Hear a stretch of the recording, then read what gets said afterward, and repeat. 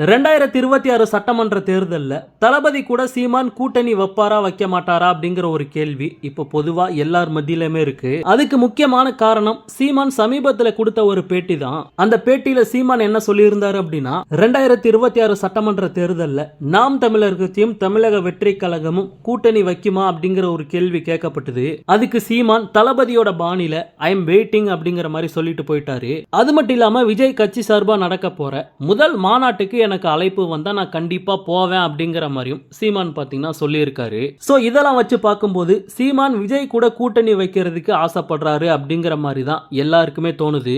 ஆனா இது சம்பந்தமா நாம் தமிழர் கட்சியில இருக்க சில முக்கிய நிர்வாகிகள் கிட்ட பேசும்போது அவங்க என்ன சொல்றாங்க அப்படின்னா, நாம் தமிழர் கட்சி தனித்து தான் போட்டியிடும் அப்படின்னு பேசிய சீமான் இப்பெல்லாம் கூட்டணி பத்தி பேசணும்னா விஜய் கிட்ட ஃபர்ஸ்ட் கேளுங்க அப்படிங்கிற மாதிரி பேசுறாரு. சோ இது எங்களுக்கே குழப்பமா இருக்கு அப்படிங்கிற மாதிரி நாம் தமிழர் கட்சி நிர்வாகிகள் சொல்றாங்க. ஆனா விஜய் கூட கூட்டணி வைக்கிறதுக்கு எங்களுக்கு சுத்தமா விருப்பம் இல்ல அப்படிங்கிற மாதிரி தான் நாம் தமிழர் கட்சி நிர்வாகிகள் சொல்றாங்க. ஏன்னா நடிப்பது நாடாளும் தகுதி அல்ல என்பதே எங்களுடைய கோட்பாடு.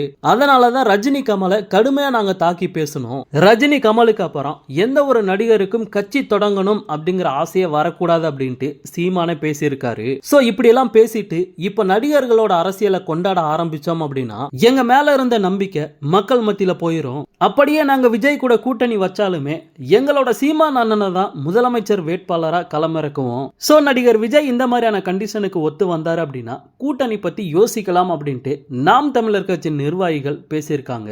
ஆனா சத்தியமா சொல்றேன், தளபதி நாம் தமிழர் கட்சி கூட கூட்டணி வைக்க மாட்டாரு. 2026ல 234 தொகுதியிலையும் தன்னோட பலத்தை நிரூபிக்க தளபதி தனித்து தான் போட்டியிடுவாரு. சோ தளபதியை வச்சு சீமான் முதலமைச்சர் ஆயிரலாம் அப்படின்ட்டு கனவு கண்டாரு அப்படின்னா அது கண்டிப்பா பலிக்காது. ஓகே நண்பா, இந்த மாதிரி தளபதியோட எல்லா அப்டேட்டையுமே மிஸ் பண்ணாம பார்க்க நம்ம சேனலை சப்ஸ்கிரைப் பண்ணி சப்போர்ட் பண்ணுங்க. தேங்க்யூ.